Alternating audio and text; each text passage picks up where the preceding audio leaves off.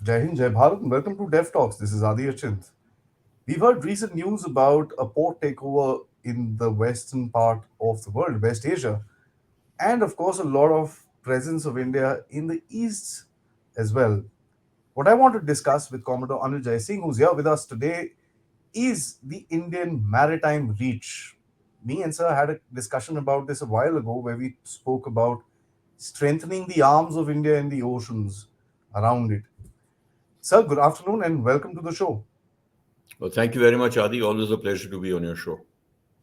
Thank you, sir. Sir, we had spoken about this informally as well, and actually, you mentioned this formally during a chat as well that India must look at expanding its maritime reach and its ability to at least trade in far reaches of the Southeast Asia as well as in West Asia as well. Overall, just as an opening comment, do you see from the time about a year ago, I think we spoke about this, from there to now, do you have you seen a certain change within India's maritime reach? See, maritime reach, we look at it from two perspectives. One is your naval reach, and one is your maritime reach. So I think we have to make a distinction between naval power and maritime power. So India is a naval power to reckon with in the Indian Ocean, Indo-Pacific, across the globe. But we are still some distance from away being called a maritime power because there are certain basic elements of our maritime capability that we do not have adequate exposure to. For example, shipbuilding. We build less than 1% of the ships of the global shipbuilding share. Similarly, our port capacities.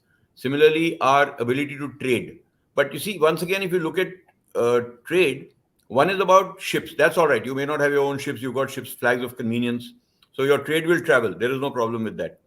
Where maritime reach comes into play in the context of what you said earlier about spreading ourselves wider. Yes, it is very important that our presence in some form or the other should be there across across at least across from West Asia, from the extremes of West Asia to the extremes of East Asia, because that is our area of interest, the Indo-Pacific, and of course Hmm. beyond that in the Atlantic, South America, etc. as well, because this gives you a strategic advantage in terms of the fact that once you have interests in those parts of the world, you will protect those interests, and therefore it will increase your ability to project power that much further.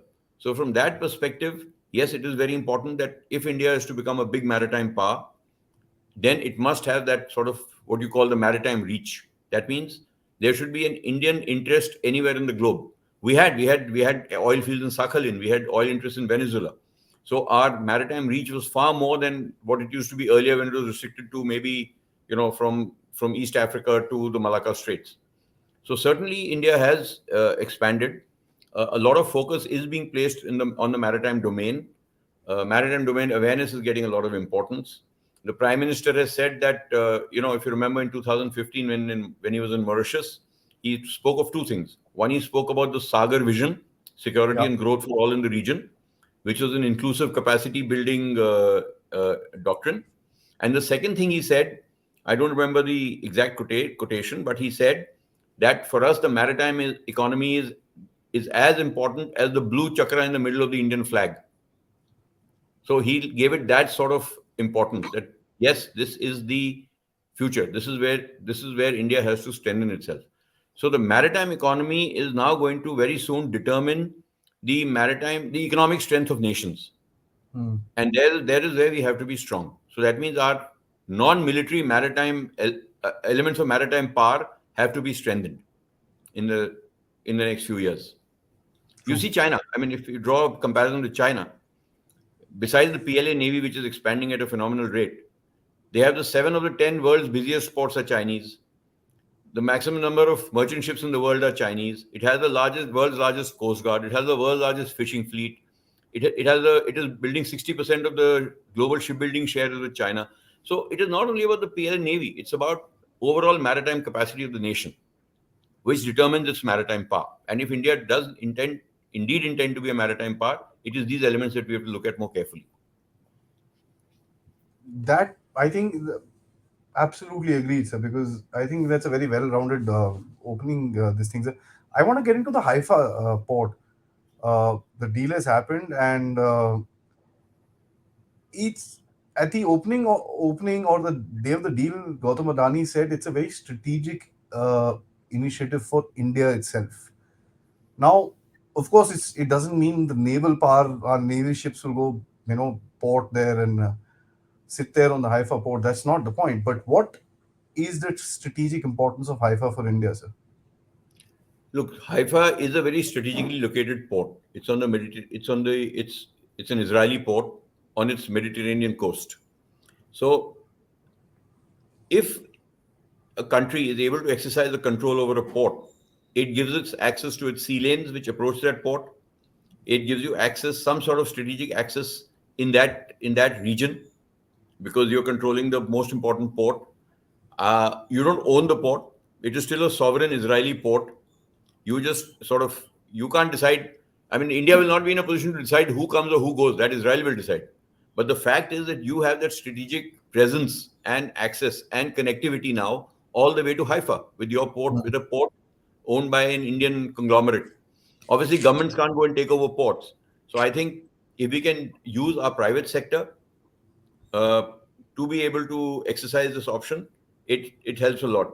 So, firstly, I would think it's a, as you said, it's a very strategic asset which we have now acquired.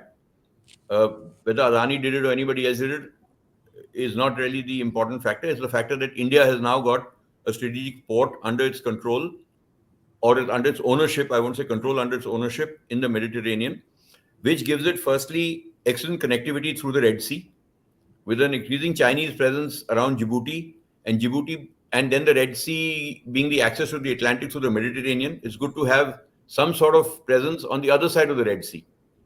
So if you're coming out of the Suez, Haifa is not very far from there. So it gives Hmm. you that sort of strategic connectivity. Uh, and I think a very significant aspect is this newfound, outreach of ours to the West, the U2, I2, US, Israel, India, and UAE. This four-country, also being spoken of, the Western Quad, is important. And if we are going to develop some sort of well, I won't call it a security mechanism, but some sort of joint mechanism with these three countries, then Haifa's importance increases for us, because that means we now have a presence there with that country's uh, approval and assent. Of course, it's not that we've gone in and taken over a port in a hostile manner. So Israel is very much with us on it. They've allowed us to come in. I think two-thirds of the port belongs to Adani and one-third belongs to this Israeli conglomerate. So it's a joint ownership. It's not that the whole port belongs to us. So it reflects a very deep strategic understanding of each other's requirements. And in the larger I2U2 construct, it's an important element that cannot be ignored. Then, of course, it mitigates our strategic vulnerability, because we are vulnerable in the Straits of Hormuz, of Yemen, etc. So if we have a presence on the other side, then it mitigates that strategic vulnerability that India has. Uh, China, we know, is going to use the Indian Ocean in the next few years to gain access to the Atlantic, whether it's through the Belt and Road Initiative or it's through naval bases which it sets up or whatever. But its intention ultimately is to have access to the Atlantic. It has an Hmm. Atlantic strategy in place. And like I said, on the northern side of the Suez, it will be good that India has a presence in the Mediterranean, which could which could contain Chinese intentions if push comes to shove over there. And of course, it's just gives us more access, I think, strategically, and that's important. It gives us control over sea lanes which lead to that place. We can ensure the security of our own trade which passes through that region. Hmm. By having control over a port, we can decide the sort of strategic significance of how the port is to be used in a way. I mean, that's not really putting it the right way, but broadly, what I'm trying to say is that how that how Haifa is used in the future by whom will be India will have a role to play in deciding that. So that is important. Yeah, yeah. I I think think that's it's a very significant achievement. Uh, and of course, we've used the right means. The private sector has gone ahead and done it. and that is how it should be. Indian private sector should be seen abroad, international acquisitions, but it ultimately benefits the government of India. Ultimately, yes, sir. Uh, so the Chinese, on the other hand, had created something called the string of pearls, and I think all of us know about the ports and this and that and the other. Uh, Strategic mistakes have been noticed in the Chinese plan with regards to the string of pearls. For example, Hambantota has been not very profitable in terms of the economic factor of it, but military aspect of it has not been tested out as of now. So we can keep that on the side. And we see a similar pattern kind of evolving in other areas as well. Uh, would you first of all agree to that, sir? And what is your analysis of the string of pearls? Yeah. So, the string of pearls became part of the China narrative much before the Belt and Road Initiative. The OBOR came much later, or the BRI. And the BRI, while was touted as the most ambitious economic port development program in the world, had very definite strategic undertones. So initially, also when people used to, when a lot was said about the profitability of some of the ports which China plans to have a presence in, uh, many analysts felt, including me, felt that with the Chinese economy doing very well, that wasn't really the main concern. It was about having a say in the sea lanes, in the traffic that passes through those ports, in having ports at various strategic locations which could benefit the navy at a later date. So it was more about that, the Belt and Road Initiative, and that of course has run into some problems with the downturn in the Chinese economy, the COVID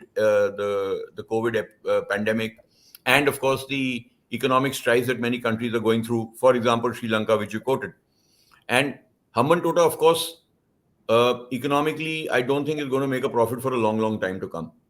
But Hambantota will give China a very strategic location and a presence in the approaches in the Indian Ocean, which is very important for it, particularly with relation to its Malacca dilemma. So, from a string of pearls perspective, you look at string of pearls only as a sort of a military or a naval dimension. I think China has made some very significant inroads, even after the initial euphoria of the thing was over. For example, if you look at the Chinese naval presence now, it starts with, let's say, Thailand. Let's start with Thailand. They've given Hmm. one submarine to Thailand. They're trying to give two more. Chinese ship has been given to them. Of course, the Thais are now resisting those two submarines because they're saying they've been made with Chinese engines and not the German engine which had been promised, etc., etc. So that is one. Then you come down to Sri Lanka. Sri Lanka, they've got a port. They're setting up that Colombo Port City project. Uh, the naval ships have docked in Colombo on a regular basis, including the submarines, which we made a lot of fuss about a submarine coming into the Indian Ocean a few years ago. That docked in Colombo. From Colombo, then it came into the Indian Ocean. Come into the Bay of Bengal. Now, Bay of Bengal is supposed to be India's strategic backyard, but China has always had a pretty significant presence in Myanmar. They've engaged with the Myanmar government for a long, long time. They've given a lot of equipment to the Myanmarese Navy, Army, Air Force, everybody. India tried to counter that during the better days when the junta wasn't in power. We engaged a lot with the Myanmarese and we even gave them a lot of equipment. Some of us, they've given, from the naval point, we've given them sonars. I think we've given them lightweight torpedoes also, if I'm not mistaken. Older And submarines. 2 years ago, we gave them a kilo class submarine. But the moment the junta came back to power, they promptly, of course, they took all that we gave them, but they also went back to the Chinese. And the next year, the Chinese gave them a submarine in 2021. So China is not, we've not been able to wean the Myanmaris away from China to the extent we would have liked to yet. Perhaps we may, if we engage a lot more with them, we may. Uh, we've been very sort of neutral on this whole coup thing. We haven't really made any statements to or in favor of or against the Hmm. coup. We've been waiting and watching. We have engaged to some extent, even with the military junta there. So all that is happening. So we are not isolating ourselves or taking the strong sort of Western stance because we can't do it. It's our strategic backyard. Then you come to Bangladesh. Now Bangladesh was given two Ming class submarines by China a few years ago. Hmm. Bangladesh always wanted submarines, and if you hear what their one of the chiefs said was, it's a matter of prestige for Bangladesh to have submarines. So they got two submarines. These submarines were the old Ming class. Now the Ming class are all 30, 40-year-old submarines. So as far as their ability to go and win wars is concerned, is a different matter. But it gave the Chinese a very prominent submarine foothold in the Bay of Bengal. Now China is building a submarine base for the Bangladesh Navy called BNS Sheikh Hasina off Chittagong. Now they're building a base ostensibly for these two submarines, which two submarine maintenance doesn't require a whole base, firstly, Base. right? A submarine base. What does that mean? It means that what is the constraint? Why are Chinese submarines not seen more often in the Indian Ocean? It is because while the nuclear submarines may still be able to come all the way from the Chinese mainland, transit through these narrow straits, and come into the Indian Ocean because they have the endurance to do so, it is very difficult for conventional Exactly. diesel electric submarines to do so. Because by the time they transit the 2 or 3 thousand miles, a lot of their endurance is already gone. So their actual time on task will be very limited. Very limited. Secondly, when they come into the Indian Ocean, they have to come in through either Malacca's, Lombok, or Sunda Straits. It's too far for them to go below all these straits and come around. That's adding another 1,500, 2,000 miles to their transit. So if they come through these straits, because of the depths of water, many a time they'll have to be on surface. The moment they surface, their position will be known. No. They can be detected. And once detected, thereafter, once they're in the Indian Ocean, even if they dive, they can be tracked. Because once you have that initial position, it becomes easier to track a submarine. Yeah. Since you know where it is, since you have a start point where you know where it is. But if the same submarine were to come into the Indian Ocean and come, let's say, to Myanmar or to Bangladesh, even if it was tracked, and then enter harbor and stay there for a week, let's say, and then sail out like any other submarine sails out dived, we'll never know where it is gone after that. So basically, what I'm trying to say is that now, just as Indian submarines can operate in the Bay of Bengal without anybody knowing where they are at a particular point of time, the Chinese with these two, if they have a facility in Myanmar to berth submarines and replenish them, etc., and in Bangladesh, then they would be able to do the same thing. Now, Bangladesh's two submarines will obviously, they're not going to set up a whole maintenance facility, and also there will always be some Chinese support being given to these submarines to maintain them, to operate them, etc. That means there will always be Chinese specialists present for the next few years, at least in Bangladesh. Chinese submarine, dockyard specialists who can also support Chinese submarines when they come in. Yeah. So that is something that, to me, is a matter of great concern. Unfortunately, we didn't have the submarine building capacity to be able to give two submarines to Bangladesh. We gave one to Myanmar, but Myanmar promptly took one from the Chinese also. But so that is as far as the East Coast goes. Now we come to the Western Seaboard. Now the Western Seaboard, they are giving 8 conventional submarines and 4 destroyers, frigates actually, but Pakistan calls them destroyers, the type 052 of 054 to Pakistan. Now that is a hell of a big force to provide. I mean, Pakistan is a small navy. It doesn't have a large coastline, but Pakistan, by another 6 or 7 years, will have 11 submarines. And these 11 submarines are AIP equipped conventional submarines. So tomorrow, if a Chinese submarine were to enter Gwadar and berth over there, and then it were to sail out, and let's say uh, in a developing situation where conflict could be a possibility, or in a confrontationist kind of this thing, if we detect a Chinese submarine, how will we know whether it's a Chinese submarine or a Pakistani submarine? It's the same Pakistani submarine. submarine. So Gwadar is going to be used to me, it appears Gwadar is going to be used by the Chinese as a port, as a naval port or a naval base to put pressure on India by using the Pakistan Navy for that purpose. And their own forces may also operate from there. Then we go a little further west, you reach Djibouti. He's got a base over there, which is now being redesigned to accommodate aircraft carriers. So there's going to be a permanent Chinese naval presence in the Western Indian Ocean also. And after the GCPOA was rescinded by Donald Trump with Iran, China promptly moved in and said, "Oh, we'll give you whatever oil you want. We'll take your oil at discounted rates, etc., etc. But give us 25 some year old presence deal. in those ports of the Straits of Hormuz." So if you look at the string of pearls, in fact, has actually got strengthened over the years rather than getting weakened over the years. To me, it appears, because China has been able to make those inroads. Now, how much of it actually succeeds, only time will tell.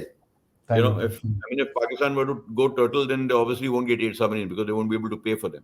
So there are factors like that. But at the moment, yes, the string of pearls is a reality. and we are going to have a major Chinese naval presence in the Indian Ocean in 7 or 8 years from now, and the effort is going to be for them to contain the Indian Navy in the Indian Ocean. That is the bottom line. Because China is not looking to defeat the Indian Navy in the Indian Ocean. It's got a True. larger game plan of taking on the US in the Indian Ocean. But for that, India needs to be contained first. So that is going to be that's how I see it's going to play out in the next, maybe by the end of this decade. So, so we saw the So prime string minister. of I mean, pearls is very much alive. Then coming to what we are trying to do to it, that probably we'll have to see. yeah, which is what I'm wanting to comment. So now, the string of pearls, port to port, pushing back on the Chinese is going to be damn difficult. It has to be that you're also creating a alternative which will not just serve your security and safety purpose, but also your trade purposes. And that's something that looks at. And Haifa seems to be a part of that. This thing is called the necklace of diamonds in India.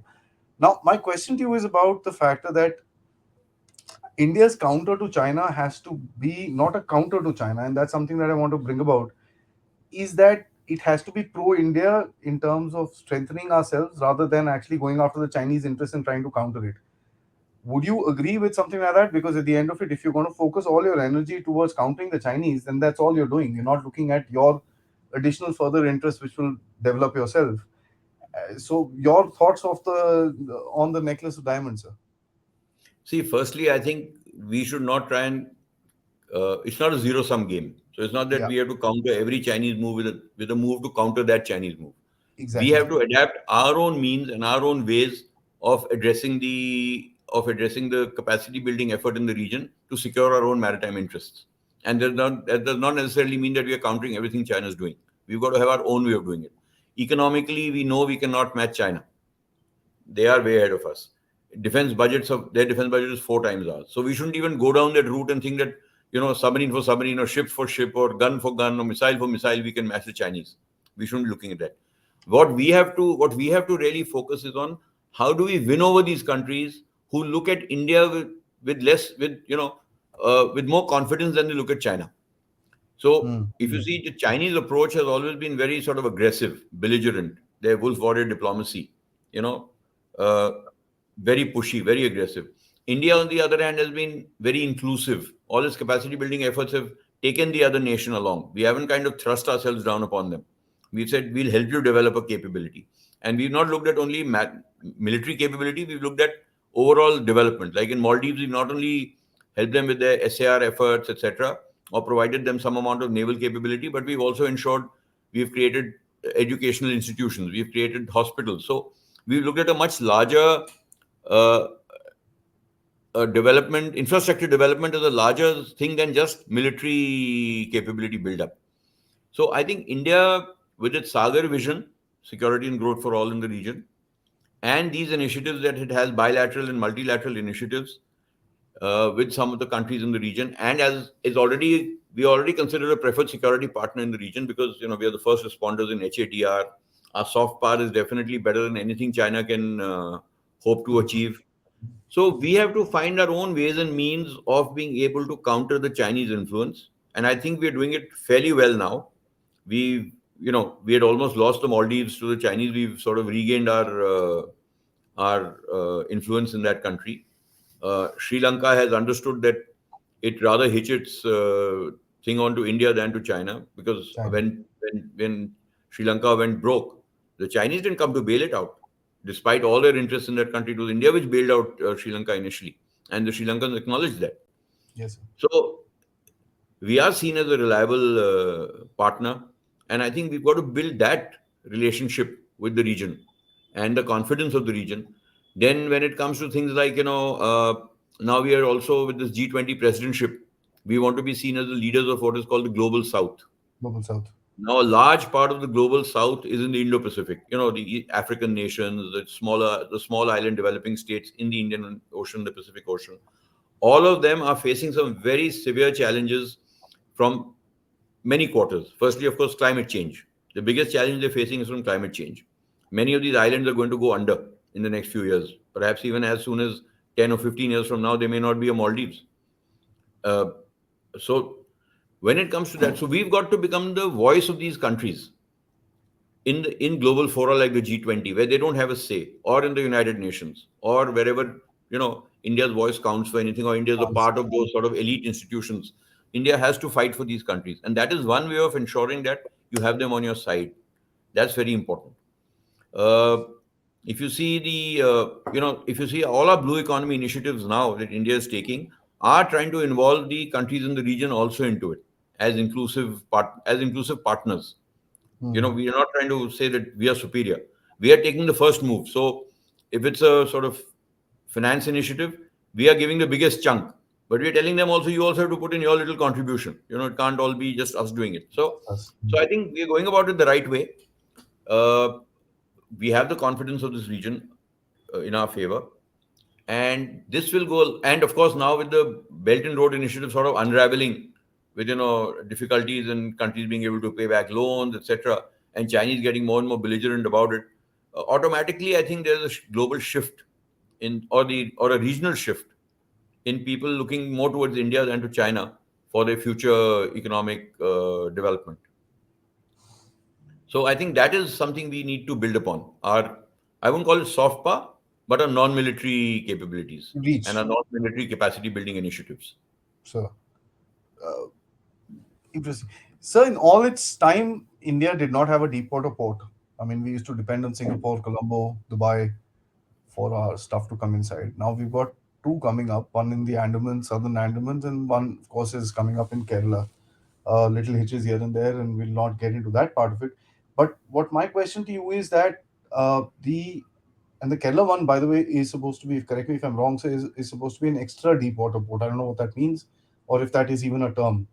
But that's what we see. How do you think this improves India's maritime reach by having these two independent deep water ports within the country and within uh, its layout? And of course, what is the kind of naval benefit that you can get out of these things, sir? See, firstly, I think having deep water ports of our own was a long overdue thing, because a lot of our trade, I mean, Colombo itself uh, has more trade passing through its port than all the Indian ports combined, and a lot of it that is transshipment trade to India ultimately. India. So it was because we didn't have a port. So a lot of transshipment happened in Colombo, or like you said, Dubai, or wherever it may be. So the very fact that we were able to develop these deep water ports means the kind of ships that can come in there, the size of the ships, the kind of cargo that comes in. VLCCs can come in, and these huge 200,000-ton ships and all can come in, Mm. because the draft will permit them to come in. Otherwise, they come out, they're bunkered somewhere, and it takes time for stuff to come. They have to transfer their cargo to another ship. All that happens. So I think these are both long overdue. Uh, our port capacity needs major augmentation, because if India already, 90% of our trade happens over the sea, and we are at the moment a 3 point whatever 2 trillion economy. Imagine when we become a 5 trillion economy, the volume of trade that will then have to pass through Indian ports. So we are already short of port capacity in India. We need to develop that. These ports will help a lot in doing that. And Mm. the deeper the draft available in any port, or the deeper the ships that can come in, or the larger the ships that can come in, the more is the quantity of cargo that can come in, the more is the quantity of trade that you can do, and more is the economy of effort, rather than having to come to another port, transship, then again you pay for it to come to your port, etc. So I think a lot of these ports coming up will greatly benefit India as a whole and the Indian economy as a whole. Special mention of Andaman Nicobar Islands, Port Blair. I mean, wherever they set up this port that they're talking about, they call it the ICTT or something, Intercontinental ICTT, Cargo yes, sir. Terminal or something. Mm, mm. I think this is not only from the point of view of added capacity and capability. It has a very deep strategic dimension as well, because that is one part that is like our strategic outpost for India. We need to develop that part of the country Yeah. for our access to the Malacca Straits, for monitoring traffic.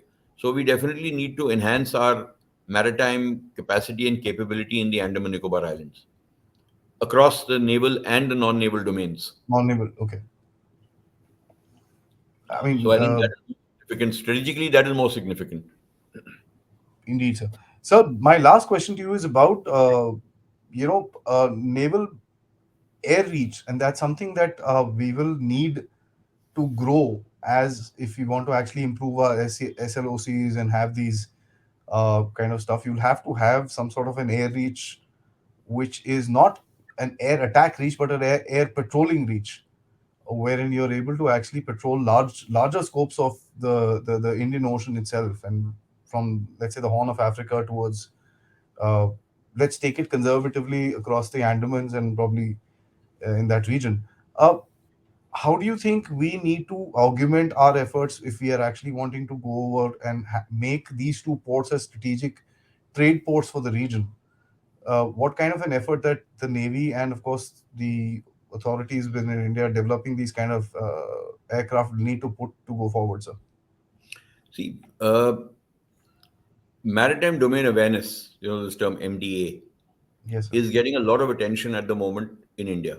The Indian Mm, Navy is focusing a lot of effort on enhancing our MDA capability.